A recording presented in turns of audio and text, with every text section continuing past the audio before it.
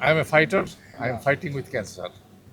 But I am free, I am working, I am positive in every field. সবচেয়ে ব্যাপারে আমি positive. ইনশাল্লাহ আমি আরও কাজ করে যাবো। প্রতিবারই ভোট দিতে আসি এবং প্রতিবারই আমি পরিবেশ দেখে খুব সুন্দরই থাকে যখন আমি আসি। আজকেও দেখলাম অত্যন্ত সুন্দর পরিষ্কার পরিচ্ছন্ন একটা পরিবেশ, বাইরে ভেতরে সব জায়গাতেই।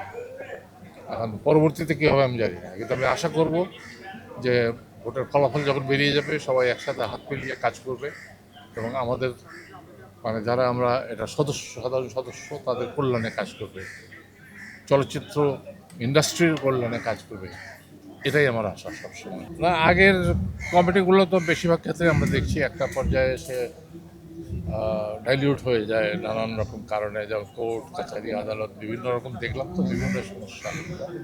এগুলো থেকে বেরিয়ে আসতে হবে। আমি সবসময় আশাবাদী, আশা করি যে এবার আর তা হবে না।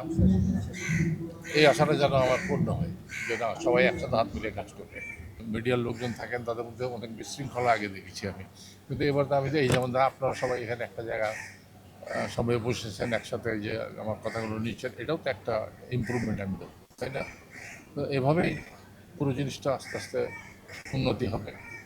মানুষের মধ্যে ওই বুদ্ধিটা, শুভবুদ্ধিটা আসবে যে না, আমাদের ভবিষ্যৎ আমাদের হাতে, আমাদের ইন্ডাস্ট্রির ইমপ্রুভমেন্ট আমাদের হাতে।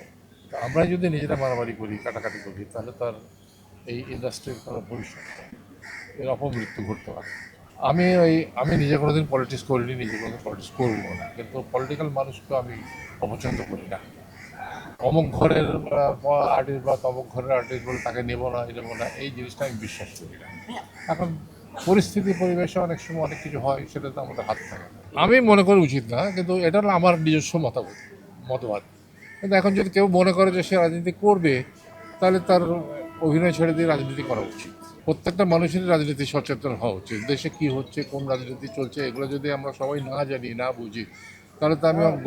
আমার তো কোনো এই দেশে বাস করার কোনো যোগ্যতা নেই। সুতরাং ওটা কোনো অন্যায় বলে আমি মনে করি না।